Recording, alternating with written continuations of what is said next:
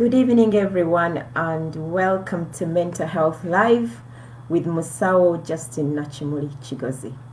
Welcome to Mental Health Live with Musawo, Justine, Nakimuli, Kigozi. Good evening, everyone. Good evening. Welcome to Mental Health Live with Musawo, Justine, Nakimuli, Kigozi. Can you hear me? Are we okay? I just need a comment to see if people can hear me properly.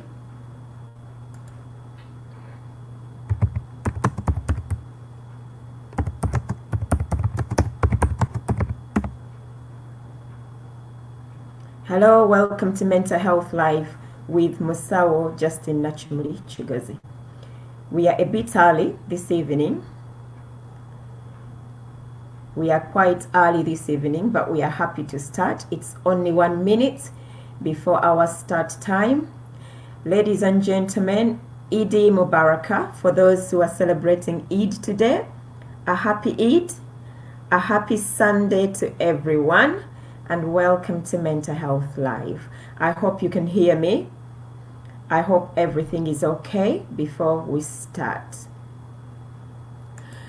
Ladies and gentlemen, this evening we have a guest.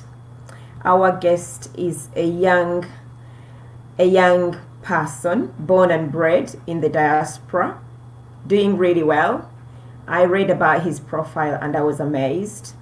This young man is only 30 years of age and he is already a practicing barrister here in London. He's born and bred here in London. He's done really well. But the reason we've got Joel on today is because we are trying to motivate our young people in the diaspora to see how they can develop mental health resilience and mental health awareness. Before we bring our guest on today, I thought I should touch very, very quickly on parenting and mental health. I will take 10 minutes, 5 minutes to touch on this, and this is very important because childhood experiences in every way define the person's personality. So I'll quickly touch on a few things that we need to understand when we are parenting our children in terms of experiences. So we all need to realize that there's conflict in families, there's conflict in marriages. There is all sorts of things that happen during child upbringing. But the way we manage those situations defines how our children come out in the long run. So the reason we are here today, we want to talk about emotional intelligence in bringing up children. So the topic today is being, belonging, becoming, culture, identity, goal setting, quite a few things to touch on, but all things that lead to personality formation. So I thought I should quickly touch on types of parenting before we bring our guest on. Our guest will be on 10 minutes past, so he will be on with us. But just to quickly touch on parenting. Research has given us 3 types of parenting. We have parenting that we call authoritarian parenting.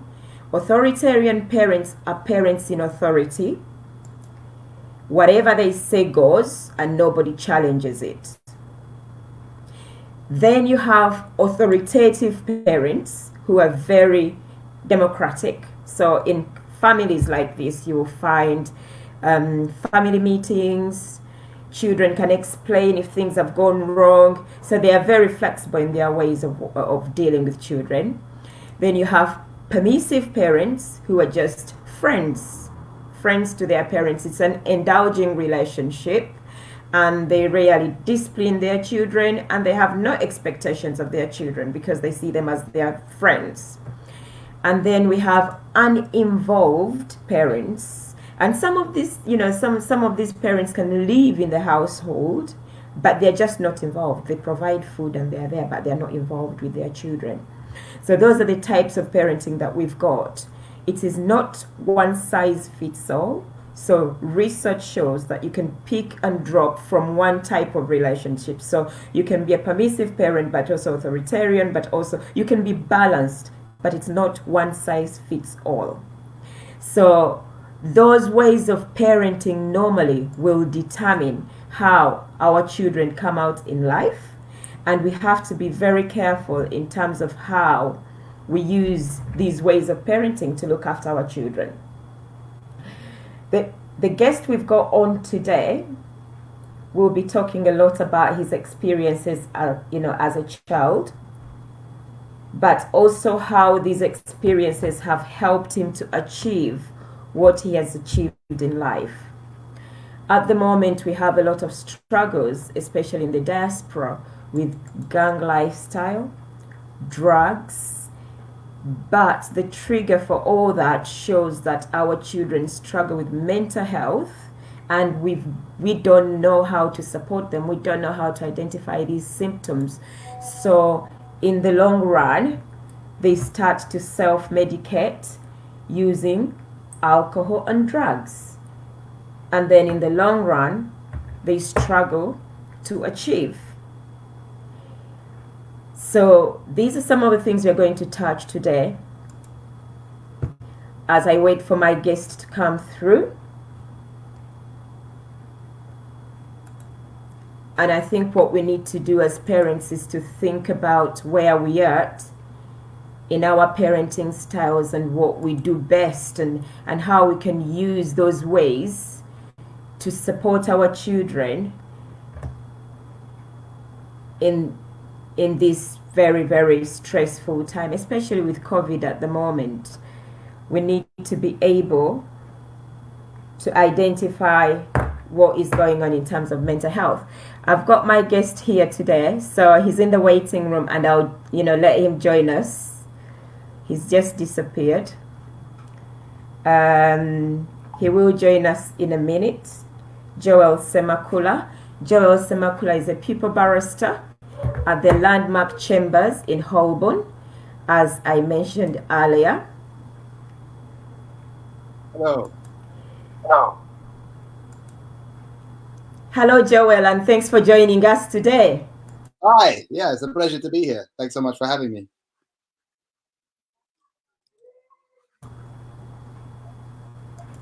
Happy Eid, Joel. I know that you do celebrate Eid Mubarak, and thank you. No, thank you very much. No, it's a happy day. It's a good time, and it's it's a day of celebration for all. So no, it's nice to be here with you guys. Thank you, Joel. Joel, our topic today is being, belonging, and becoming. I do appreciate you very much because I've read your profile. I think you was once printed in the Newham Gazette, and I was quite pleased to read your profile as a Ugandan child born by Ugandan parents, and how well you are doing. Joel, where did you go to school? You're frozen.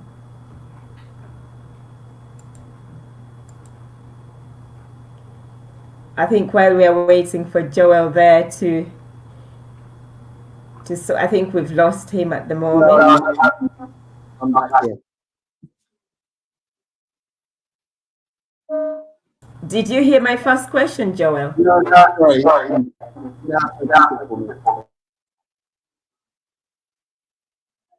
Where did you go to school?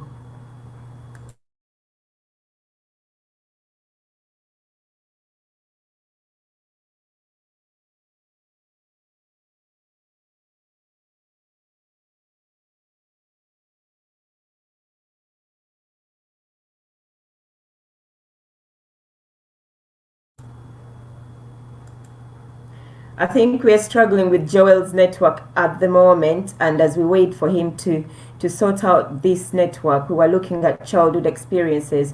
Joel was going to tell us where he went to school, and we were looking at how he actually made it to where he is at this moment in time. But it seems like his network is currently playing up, and we just need, he's trying to sort it out at the moment. I think he's having a few network problems. Are you back in? Just switching network. I'm gonna network. This is slightly frustrating. Apologies. Are you back in now? Or are you still having problems with your network?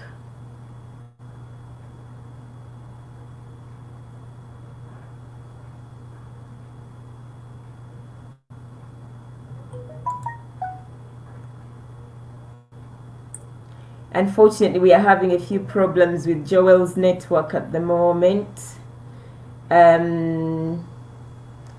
We'll see how that goes. I think he's trying to switch positions and see how he gets that going.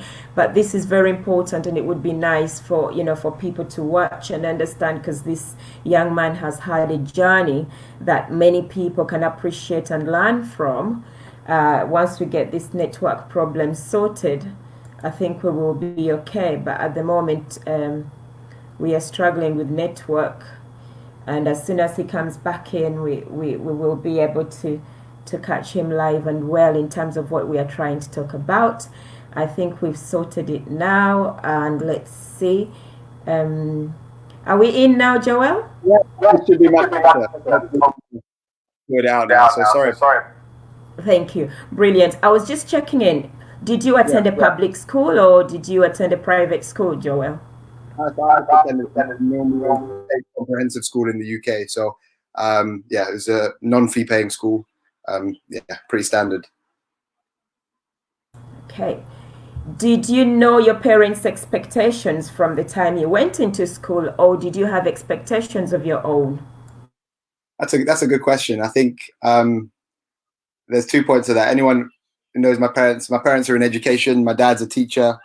My mum's also worked in education. So my parents have always had very high expectations when we're talking about the education space. That was drilled into us from very young, and it kind of stayed with all of us, I think, throughout our educational journey.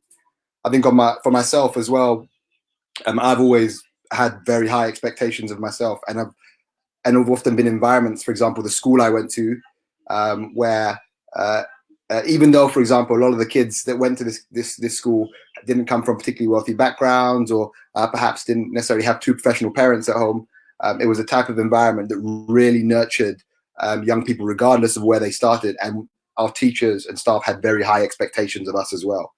And so that was always the environment in which I was learning and growing up. And that had a huge impact in terms of not only what I expected from myself within the school environment, but also where I could see myself going and how big I could dream.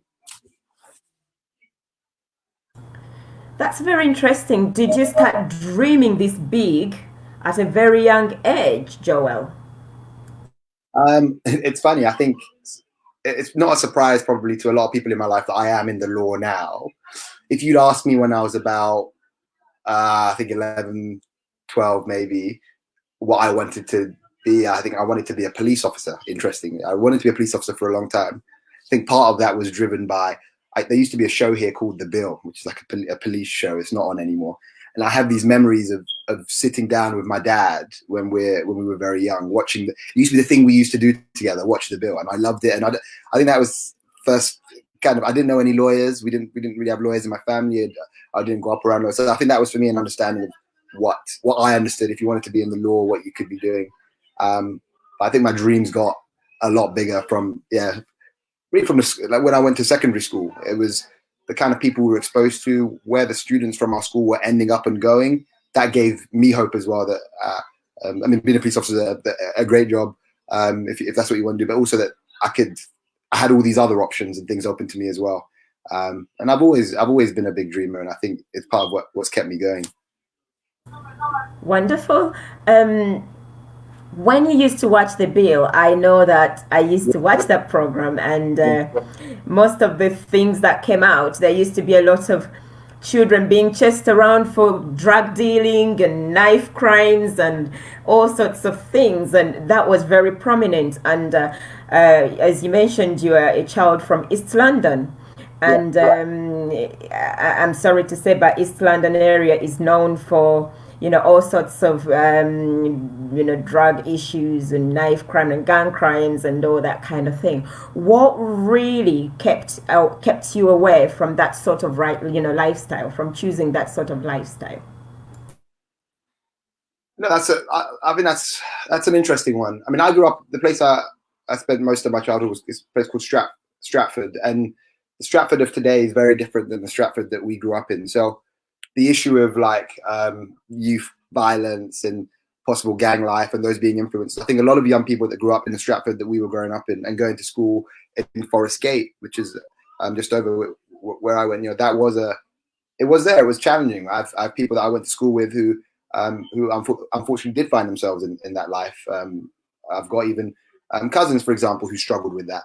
What kept me away? I think probably comes down to three things. The first thing is, I mean, our mother had a pretty hard hold on us. So she was, I think, very kind of involved and just on top of what we were doing, what was going on. So any kind of new friends, new activities, new stuff, mum wanted to know, mum wanted to be engaged, and I think that probably played some role in keeping me away from that. I think the second thing is, I had a lot of really positive outlets of things that kept me really busy. That probably meant that I didn't really have the kind of time to be that engaged in a lot of the stuff. I mean, I used to be an army cadet when I was young. I was debating, and I used to travel around the country doing debating competitions. I used to be away with the army doing camps. I did a lot. I used to do children's rights advocacy for a lot of my teenage years, and moving around, and that gave me loads of great opportunities. But also meant that was what was taking up a lot of my time, and I think that kind of staying busy there in that way, I think keeping young people engaged in that way, I think I always think about how important that is, even today, to the young people that I deal with in my life. And then the third thing was, I think because I had these big dreams for myself, there was some sense of me that felt some of this was quite short-sighted. In terms of what I wanted for my life and where I wanted to be, that couldn't be part of that journey. That wasn't aligned with it. So, and I think for me, I'm quite fortunate. I'm on the side. I didn't get pulled into that, and life's kind of worked out quite well for me. I think that choice is different. For not everyone finds making that choice quite easy, and if you don't necessarily have the kind of stable home life that I did, the kind of support systems at school and within even not only just my immediate family, my wider family, the sense of feeling loved and accepted, within the home in particular, I think it can be really difficult to make that kind of choice, and sometimes people seek that outside. But I have to say, I kind of lucked out on that one. Well, thanks, Joel, because you did mention a sense of belonging, a sense of feeling loved in a family, a sense of family lifestyle. It looks like your family was very, very tightly held together, but in a very authentic way. Your parents used to communicate to you in a very open manner, as you said, and you kept yourself engaged in activities. They were very clear of the expectations that they had of you. So, how did you find that you kind of agreed or got swayed to exactly what the direction your parents wanted you to go to? Because I find young people these days saying, well, I'm old enough to know what I want, and that's not what I want. You shouldn't tell me what I want, and that kind of life. How did you find it easier to get solved? Do you think that there was a bit of culture, embedded into you in terms of respect and dignity for your parents? What really helped? Well, I don't think I necessarily did things because I thought, this is what I want me to do. I think one of the benefits we did have, there was a lot of alignment between dreams and expectations. Hold on, Joel. Are you using headphones? Do you want to use headphones? Because it's it's bouncing back. What about? Can you try that? Let me see if I can get some.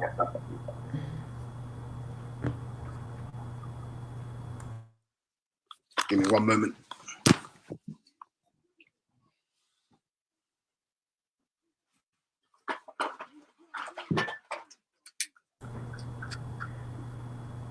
So as we were saying, parents, you need to give your children a vision.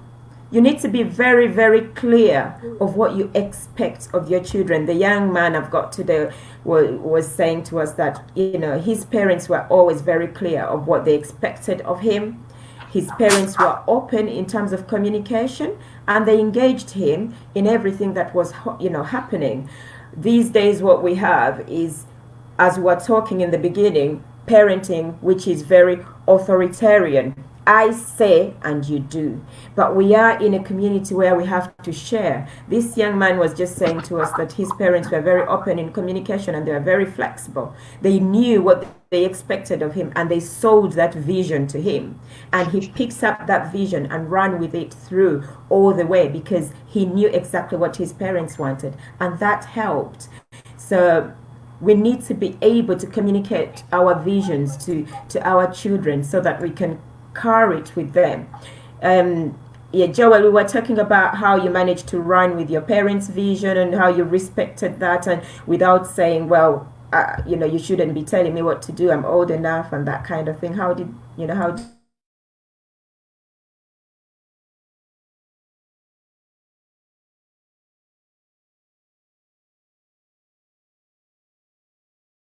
Hear me okay? Okay, so I think it's the headphones are slightly struggling, but let's see if we give this another go. What I mentioned was there was a lot of alignment between what I wanted for myself and what my parents wanted, so that I think made a difference. And then even going, am I still here? Yeah, and then even going on from that, it was possible for me to disagree with my parents and disagree openly with them, and that be okay. So a great example: when I was 18. When I was 17, I got into Oxford to study law, which had, for a long time had been my dream. I think I was 18 actually. I got into Oxford to study law, but then I also got this scholarship to go to America. Now, Oxford was a bit my dream, but also like you know the African mother.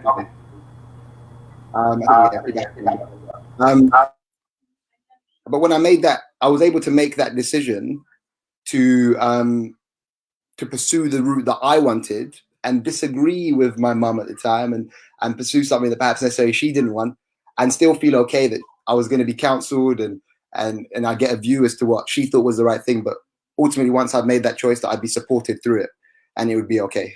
And that's an example, like quite a big decision there where I was able to do that. And it's funny because I did end up going to Oxford years later. But I think there's been loads of other ways at times along the way where even though my parents and I have often been aligned, it's been okay sometimes for me to say, actually, I don't want to do this. I'd rather do this. We can have an open conversation about that and feel supported in the choices that I make, really. How do you've described a few ways in which conflict was being managed in your family, and that was conflict between you and your parents, which was okay because you constantly sat down and had a conversation with them, and in the long run you came to an agreement.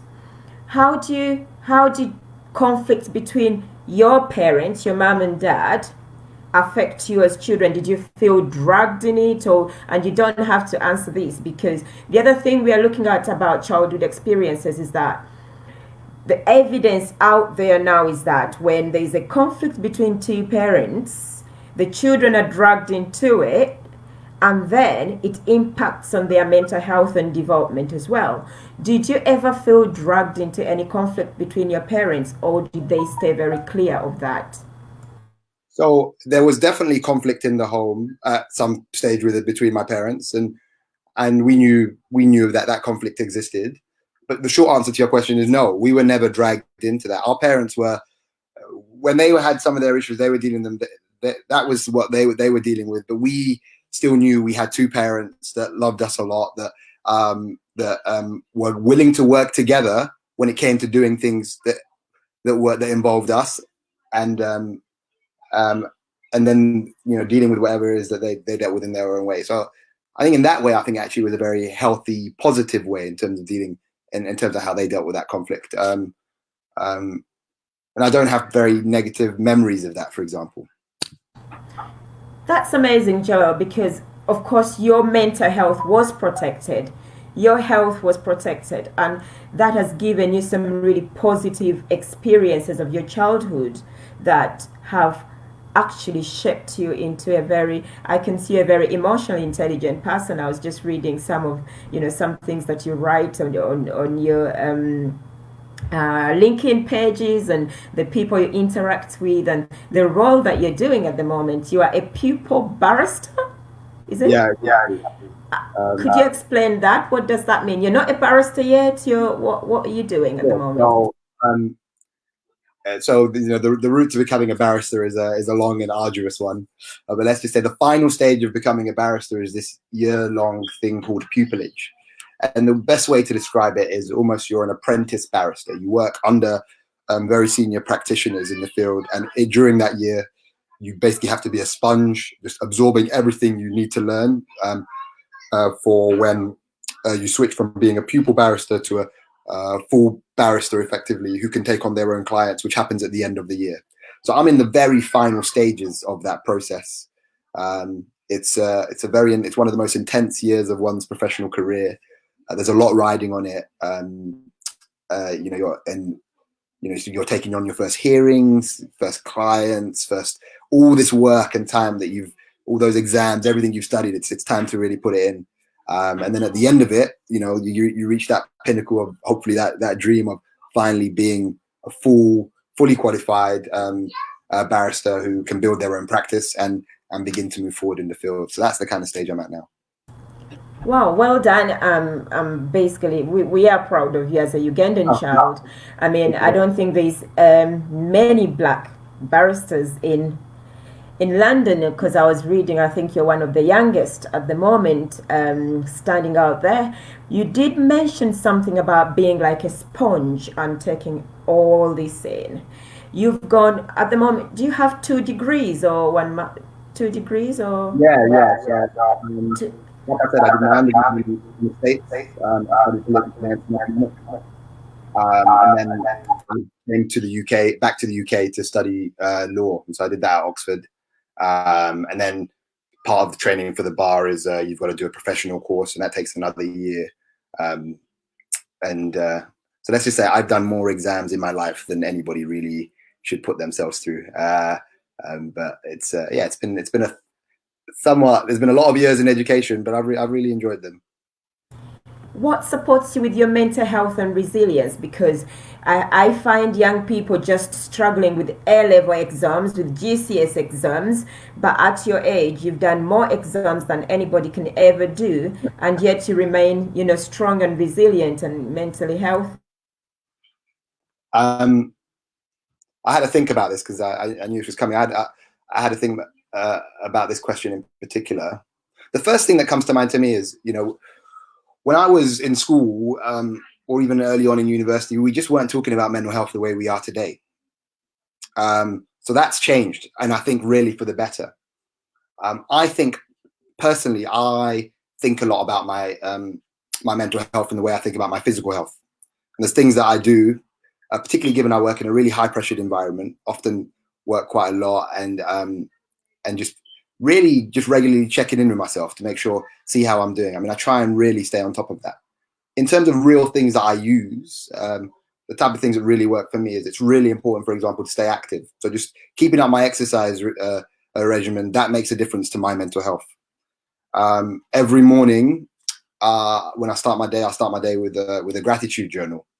So I start my day thinking, what are 3 things that I'm grateful for, 3 things that would make today great.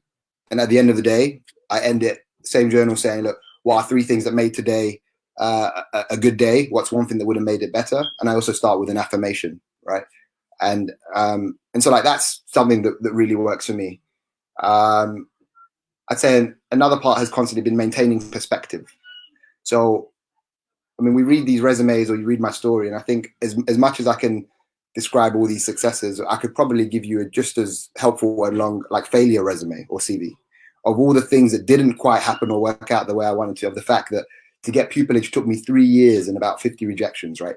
That just getting yourself up and keeping on going. And I just say, for me, it's been about maintaining perspective a lot of the time in these times of trying not to catastrophize when things aren't necessarily going the way you might want them to be going.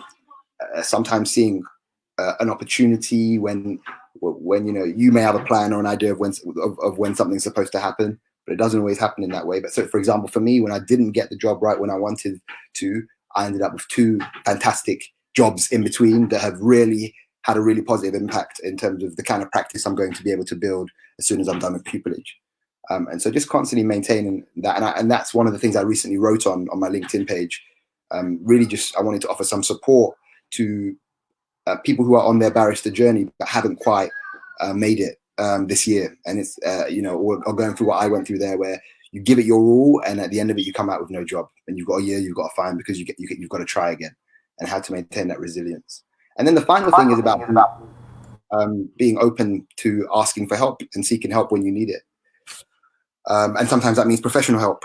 I think that's something I speak quite openly about. I try and normalize, for example, going to therapy amongst friends, particularly amongst men, but also particularly amongst Black men. I'm very open that there have been periods, like when I was doing my law degree, where I wanted to talk to a professional about some of the stuff I was going through, and it wasn't, and I found that very helpful. And so there've been periods about knowing, and that's just about checking in. And I think all of us have things that we can, sorry about the kid in the background, but things where we can benefit from getting professional help there. And I think that's for me a part of that whole mental health kind of catalog of things that kind of keep me together. So that's where I am. Keeping on to that thought, because that's really, really interesting. You've mentioned things that I did not even imagine that you could do. I mean, at my age, I've only just started using affirmations, I think like last year.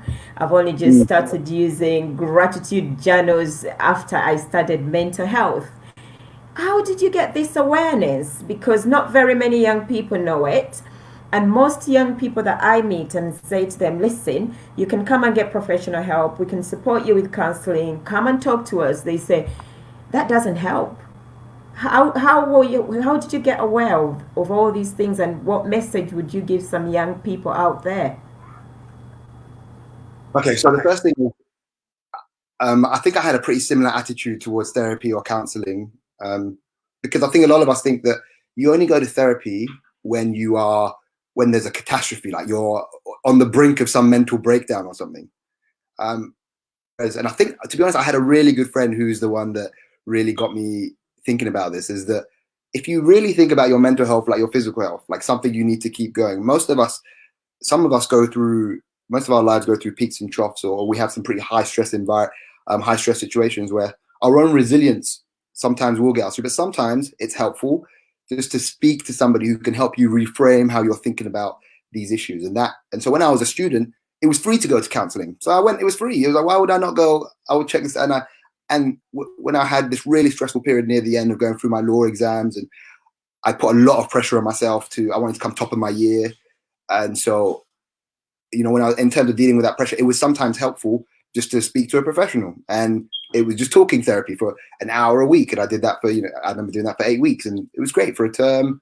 And it just helped me reframe some of that stuff. So, and that was just friends. So being in an environment where, and I think with my friends still, a lot of us are very open about having been to therapy sometimes, or talking about our mental health, or checking in with each other when people have particularly stressful times, and just making sure that people that we're accountable to ourselves and to each other, and helping each other out in that way. Things like the gratitude journal. I think where did I read that? I think I did it. It might have been a link. There's a LinkedIn learning course. I've read a lot about this, the difference it can make to your mental health to starting your day with something you're grateful for. So it was something I wanted to do for a while. And I think there's a LinkedIn course called the seven or eight things that highly effective people do every morning. And I think I saw this a few years ago, and that was where this person was talking about the change or impact that had. So I decided to incorporate it into my life. And it's crazy because it takes 3 minutes in the morning, but it makes a huge difference. And so just constantly, being willing and open to try new things, and And I think the checking in with yourself, I take that quite seriously, like knowing when, hey, this is a really good mental health day, because we all have mental health, right? Or, hey, this is a day where perhaps I'm not feeling as great as I did another time. What's going on? Let's think about it. What can I do? What's different? And then reaching back on the tools that I described that I know for me help me maintain my good mental health. So yeah. You're muted, I think. You're muted. Well done, Joe. I've got a question here, but you might be able to explain this because you've done it. I'm a therapist, so I can probably answer it later. I can inbox this person, but you can guide her on this. I don't know if you can see on your screen. It says sometimes it's hard to open up to someone new or a therapist. How can you deal with this? Okay. Because you did it for the first time. So, for example, when I was teaching a therapist, I wanted somebody who was Black. And I just wanted, because for example, some of the stuff I wanted to talk about at times was like, well, what is it like often being the only in a lot of these environments of which I work in and develop it. And so I wanted somebody who I felt might understand what that would be like, right? And so there's actually an online link, I don't remember it, but where I found 2 or 3 people and was able to pick someone I thought matched that particular identity that I wanted. So that doesn't answer the question directly. That's one thing in terms of just being quite thoughtful in terms of who I was picking based on what I thought I needed. In terms of opening up, I should say I find, even though I do it, I find therapy incredibly uncomfortable. That's partly why I keep doing it. When I do it, I find it, I'm not very, it takes me a while too to learn how to just be okay with just like talking about just what's going on. And but I try and I think for me, operating an open attitude, you're like, this is what I'm here for. I'm here because I want to talk to someone about this and I want to get some assistance with thinking through these things. So I need to have, even though it's uncomfortable, it's often quite difficult to make a therapist uncomfortable. They'll gladly sit in the silence with you until you find like, okay, well, this is where I want to go. But I think you need to be open to developing that relationship and to giving them that. Also, it's not by force. And what I mean by that is it's okay to say to go through a therapeutic experience and decide this isn't working for me and go to someone else. It's a market. You got to find who works for you. One person's style doesn't work for everyone and go to someone else. And that's okay. And therapists understand that. And somebody who perhaps maybe you do feel more comfortable opening up to. But I think it's a real thing. And even though I've been therapy a few times, I still find the whole thing somewhat uncomfortable. But uncomfortable for me doesn't mean it's a bad thing. So I think Joel has answered that question pretty well. You could go to a therapist and you're not aligned to work together, so you might not get on. It doesn't mean therapy does not work. It just means that your personality have not been aligned together, and you can find somebody else. Like he said, most of the therapists really put their personalities online, and you can see if you can match that personality. There's a note here which says, interesting to hear about men and therapy. I think you can see on the screen as well. Counseling is not usual. Kodos Joel, please mentor more of our brothers to reach out for help when they need it. And this is really important because the World Health Organization statistics shows that men commit more suicide than women because they bottle up. They don't open up. And for you, a young man of your age, to be talking about the amazing way how you keep yourself mentally healthy, I'm just buzzing inside me with happiness because I sit here every 2 weeks talking about mental health and well-being, and not many men think that it's a problem. They think they're just who they are and they'll just go for a drink and party away and then they will be fine. So amazing that young people out there are talking about it. I'm gonna take you back to when you mentioned about you've got a catalog of achievements, but also a catalog of failings. And I think most people struggle to pick themselves up when they fall. Most people struggle to, when they go for a job interview. In my life, I've been through so many job interviews, and then you don't get it, and you think, oh, do you know what is common in our lives? I've not got it because I'm Black. Okay. Yeah.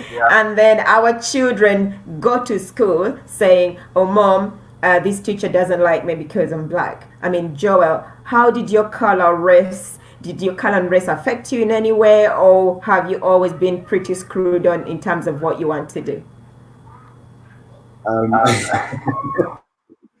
I find, I find this sometimes in the very British way a little bit difficult to address head on. You can dress it the way I want, you want to. I might have just brought it out very straightforward, okay. but dress it the way you want it to. We're having this conversation, so we're trying to get. The first thing I'd say is the school I went to, for example, the secondary school I went to was a boys' school, a boys' Catholic school, which was, I think, 70 to 80% black. Okay. But what, as I mentioned earlier, it was 70 to 80% of black, but the boys who came out of the school and just the environment defied all statistics about what black men were meant to do and achieve when they left the school. That was just the environment we were in. We were, I remember like our first day, we walked in, we were called gentlemen. There's this thing called being a bonds boy, which is being from this school. It's a whole mentality. It gets within you, something that stays with us all from even after we leave that school. And there are these things that a bonds boy is supposed to do, and a bonds boy can achieve and can do anything when they go out into the world. So that's the environment we start in, right? So that's a really good one to set yourself up, at least just in a mentality for going into the world. Now, often I've been in a lot of environments where it's been a lot of firsts.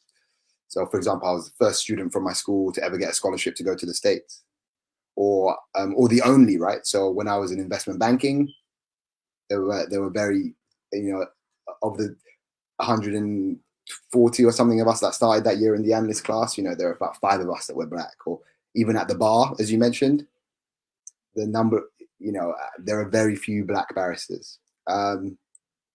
Now, I try to keep this kind of conversation more on the factual side of it. So we know that if you look, the Bar Council, for example, has done research, and it's just quite clear that people from BAME backgrounds, even with the same qualifications as their white counterparts, find it harder to get pupillage and find it harder to get into the highest paying parts of the profession and then staying. If you look at Queen's Counsel appointments, which are the appointments for the most senior barristers in the country, we know that there are very, very few BAME, and what I mean by that is black and minority ethnic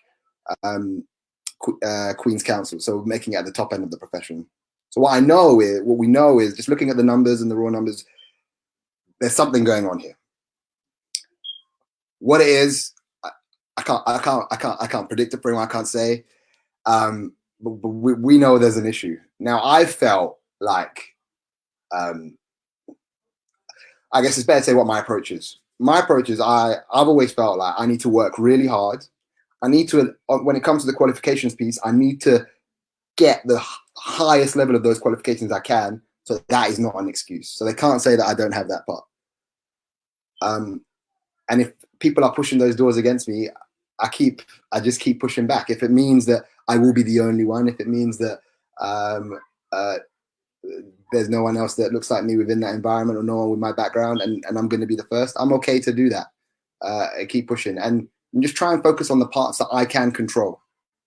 That means, showing excellence when you do work. That's ultimately what you're judged on, making sure I'm preparing, making sure I'm following through, managing expectations, like actually putting my best foot forward all the time.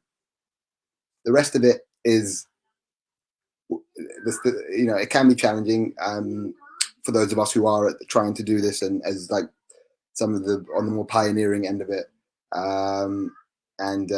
Look, I think some stuff has to change, but my focus is on the things that I can control is what I'd say on that.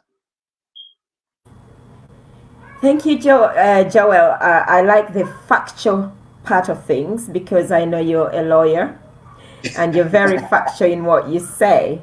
And everyone watching out there, parents and young people watching, as Joel has said, it's very factual that up there, in terms of big jobs, there's a percentage that is quite low in terms of black and ethnic minority people. But he said something really important. He works very, very hard to ensure that he's on top of the class. So he gets the qualifications, and then he gets in there. That way there's no excuse in terms of how they deal with him. And in the beginning, we were talking about emotional intelligence and how you shape your child. Give them the personality and the rest will flow through. So if a child walks into a job interview and they've got a brilliant personality, but they also have the marks that that are needed for them to do that job, what reason will be there to stop them from going ahead? But sometimes we focus on one thing and forget the other. Joel never went to a private school, but he actually achieved as much as he achieved. But he's telling us the key points were his upbringing. His parents were very open at communication. They were very, very clear of their expectations of him, and they sold it to him. And where he disagreed, he respectfully put his argument across, and things worked in one way or another. Thank you, Joel. You are one of us. We are really, really very proud of you. I know. Go on. I just want to add one thing I would say, and this is just following on from your parenting point. One thing I think sometimes we struggle with in our community is parents putting their dreams, for example, on their children. And so what I mean by that is, the reason I talk like this or sound like this, or I've been able to achieve or keep pushing within the environment I'm in, is because I love what I do. This is what I wanted to do. I love my job. I love my role. I loved what I studied, but it was what I wanted to study. And so I think when you're setting those expectations, or when you're operating in this environment, listen to what your young person is telling you they're interested in. Listen to what they want to do. And people who are doing things that they love, not necessarily what their parents might love, but what they actually want to be doing, I think are far more likely to achieve the kind of success that most parents have for their children. And that's my 2 cents on that piece, on the parenting piece. I know can be a difficult one when you're, I don't have any children, but when you're dealing with your young person, but just, listen to what they want. And if you can support them in that, I often think the results are far more likely to be better for that young person than if they're kind of pushed in a direction that is more someone else's dream than their own. Joel, I might have wanted to be a doctor, and maybe it's something I see my child can achieve. How do I sell that to them without feeling pushed? That's like if your child wants to be, I think early on, I mean, I'm not at all a parenting expert, so I should caveat that, but I think early on, it's about exposing a young person to as many different things as possible and really allowing them to believe that anything is possible. That is always one of the I remember when I got to Oxford, that was one of the things that always struck me, is like everyone who was there, I just felt from a very long time, whatever environment they were in, they believed that they could do anything. That the world really was open to them. I think a lot of our young people don't have that belief. I think they haven't, and I don't think that's often their fault. I think often the environments in which they're growing up in, they haven't been allowed. They don't see people like them within these spaces. They don't have access to these environments that they may see. So they just may not believe that I can also be in these environments. When you get to these like type of upper echelon type places and you meet the people in there, you see from their upbringings, from their schools, what those schools leave them with is this sense that they can take the world at storm and anything is possible. I think that's what you try and cultivate in your young person. Now, if they want to be a doctor, it will come through. You will see it in their school, in the kind of interest they have at school. Hey, sort out a week doing work experience with a doctor with them, give them that. But just because you want to be a doctor doesn't mean they should be a doctor. And there's loads of really good jobs that don't start with doctor, lawyer, or engineer. And often jobs that pay much better too. So that's just my piece on that. I had to mention that because I went to see one young person in therapy, and they say to me, "Why do African parents always want us to be lawyers or doctors? Isn't there anything else we can do?" So that is very interesting that it has come out, in terms of what you've mentioned. In terms of motivation, Joel, I know that I have been asked here on WhatsApp if you're out in terms of mentoring young Black children or youth. Is that something? Yeah. It's something you can think about. I always say, good question. Look, my answer is always the same. If I can be of help to people, and I have time and ability to do it, I'm more than happy to, or to point people to where they can. I think it's really easy. If people want to get in touch with me on LinkedIn in particular is usually the best way. I do try to respond to everyone, and I do have some young people that I mentor, and if I think mentoring relationships can be very organic. I don't think I'm the best mentor for everyone. I encourage everyone to get mentors, but I'm not the only one, is what I say. But I'm always willing to explore it, and if I can help a young person, then I do. And if not, I'm always happy to open up my network to assist people in a way that I can. Because as great as all this, I know I haven't done this by myself, and a lot of people have given me their time. I mean, I have some fantastic mentors in my life, and and when I say that, not just professional mentors, but also the kind of people who support even me on my mental health journey. For example, when I say, "Hey, look, I'm finding this really difficult. How have you navigated this before? Can I get?" And just that kind of thing is being able to have that kind of openness with a mentor. I think is really, really important. So that's what I say on that. But my LinkedIn is probably the best way to find me if people do think I can be of some help to them. No worries. I will get in touch with you in terms of that. Our last question, and before this one, you also have to think about the message that you're going to give our young people to motivate them, because I like having people like you. You just build this buzz inside me, a young, achieving black boy. I that is flying. I love it. So you think about the message that you're going to give our young people. But before we go, we like to think of cultural identity. Identity gives you a sense of belonging, a sense of who you are, a sense of becoming who you want to be. It gives confidence, self-esteem. Have you always had some sort of cultural identity? Have you identified yourself as a Ugandan? Who are you in terms? Did your parents mold you into that? Who do you feel you are? If anyone who's met my dad, instilling that Ugandan culture in his kids was that there was no way you were escaping that if you were raised by my father. There's just no way. So obviously we all speak Luganda, for example, as our first language. My parents were quite strict about ensuring that happened in the home. And so in terms of how I definitely identify as a British Ugandan man. I try and go back to Uganda every couple of years, and I've got a community and a network there, and I try and stay close to my family there, and I've really tried to stay connected to that part of my heritage, and it's something that's important to me. It was important to my parents, and it's fun, I mean, it's a fun piece. It's something I'm proud of, and again, in the sense of belonging, I think we always say that one of the tough parts, I think, for like Black African young people, for example, is there is a sense of othering that happens being a BAME person within a white majority country, right? Even though you grew up here, you spend your whole life here, being Black or minority ethnic, you're in a minority here, and some of the challenges that come with that.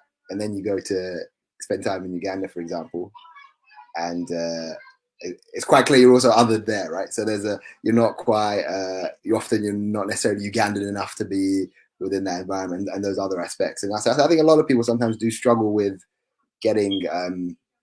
finding their place there. But for me, the Ugandan piece is very much a part of my story and a part of how I identify. I think that answers the question. It answers my question, and I know you're running away to go to eat, but just a quick one. You've touched on the fact that when you're here, you are Ugandan British, and you're comfortable with that. But of course, when you go back to Uganda, you're identified as a British, the child who grew up in England, and sometimes the local dialects. I know you said you speak some Luganda. Some words you might not catch, so you neither know. How does that affect you as a person, or are you pretty settled with that? I can't say it affects me that much. I'm not. So, for example, for me, if I mess up my Luganda, for example, and a bunch of people are laughing, that kind of stuff doesn't really bother me.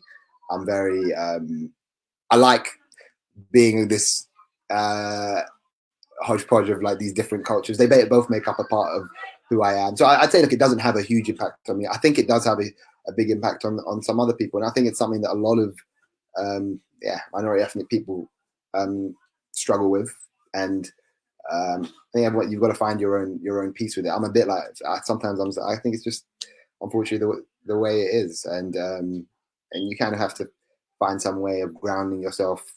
I think you got to do that work for yourself, because I don't think society always necessarily does that for you. And obviously, one of the difficulties is we're now second generation, right, from our parents. So we've, and then we're going to have families one day. And now I'm at that stage, where you're thinking about, what will that look like for my family, for my kids? How will I do that? And that, I don't know the answer to that. I think that's a difficult one. How do I keep them connected to this culture that I love so much?